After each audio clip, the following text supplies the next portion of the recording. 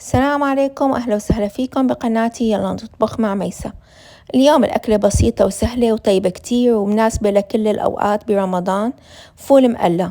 أول شي مثل ما شايفين حطيت ربع كوب زيت زيتون، وغسلت الفول. أنا عندي إياه مفرز جاهز، غسلته وحطيته بفوق الزيتات، بقلبه شوي صغيرة مع الزيت هيك بالأول.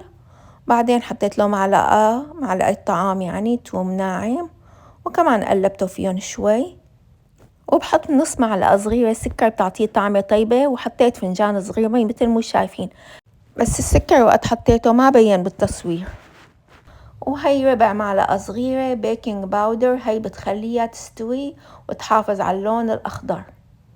مثل ما شايفين حطيت ربع معلقة صغيرة وحركتهم شوي. بعدين طبعا فيهم المي اللي أنا حطيتها غطيتهم، وبعلي النار على أعلى شي عندي.